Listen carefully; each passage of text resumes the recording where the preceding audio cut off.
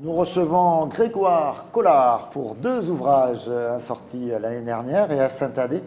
France Gall, Le destin d'une star, Courage, Oui. et Pascal, pour Pascal Sevran. Ouais. C'est quelqu'un que vous avez longtemps croisé, avec qui vous avez beaucoup Plus que travaillé. croisé, on avait vraiment des rapports d'amitié et de confidence. J'étais son confident, il était le mien, et j'étais un peu son miroir aussi, quand il a commencé à faire la télévision en 1981. Alors, comme on était très copains, il me disait, mais est-ce que je ne parle pas trop? Est-ce que je ne fais pas trop de gestes? Est-ce que je ne suis pas trop blond? Parce qu'il n'était pas vraiment blond.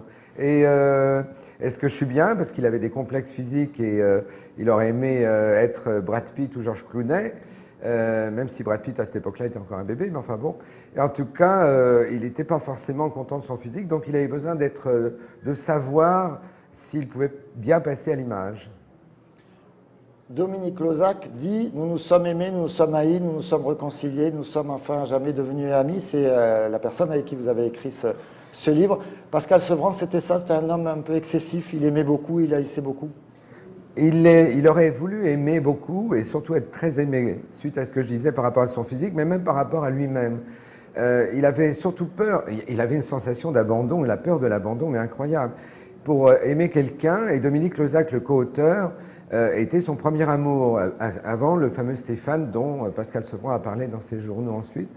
Et pour aimer, Pascal Sevran avait besoin de posséder la personne, c'est-à-dire de la faire travailler dans son entourage, en face de lui, dans le bureau en face du sien, de l'entendre téléphoner, de le garder à dîner, de le garder la nuit et de petit déjeuner. Enfin, c'était... C'est bien le sentiment que l'on a, c'est quelqu'un d'un peu excessif. Excessif. Possessif. Oui, mais c'était de l'amour en même temps, mais de l'amour là étouffant. Et évidemment, la personne, au bout d'un certain temps, va voir ailleurs si elle peut respirer. Et d'ailleurs, Stéphane, je révèle que Stéphane, lui aussi, allait partir et allait d'ailleurs épouser une jeune femme. Et puis voilà, je veux dire, Pascal était très malheureux en amour, il savait mal aimer, je viens de l'expliquer.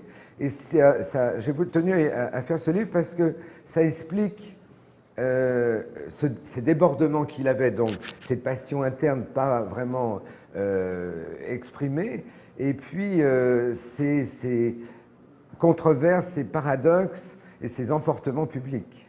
Il était très brillant, c'était quelqu'un d'excessivement intelligent, très drôle, et il animait les dîners, il prenait la vedette comme ça. Et un jour, une productrice de télévision de la première chaîne lui a dit « Mais vous êtes incroyable, est-ce que vous aimeriez faire la télévision ?» Et c'est comme ça que ça a démarré, et après, petit à petit. Et d'ailleurs, il a créé la Chance aux chansons avec le co-auteur Dominique Lozac. Et ensuite, voilà, la gloire l'a complètement dépassé.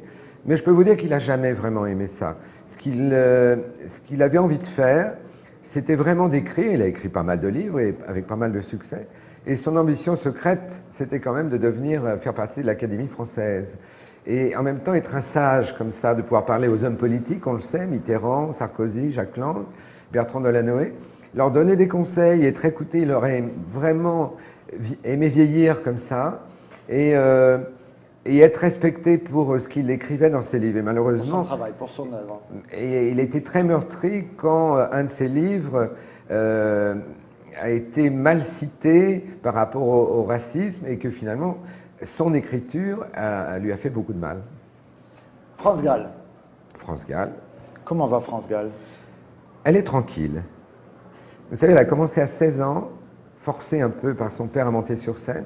Donc, elle en voulait à sa famille, puis à son père, de ne pas pouvoir se promener comme toutes les jeunes filles, à 16, 17 ans, 18 ans, avec un garçon dans la rue. Elle était trop star dès le départ, l'Eurovision, les chansons de Gainsbourg.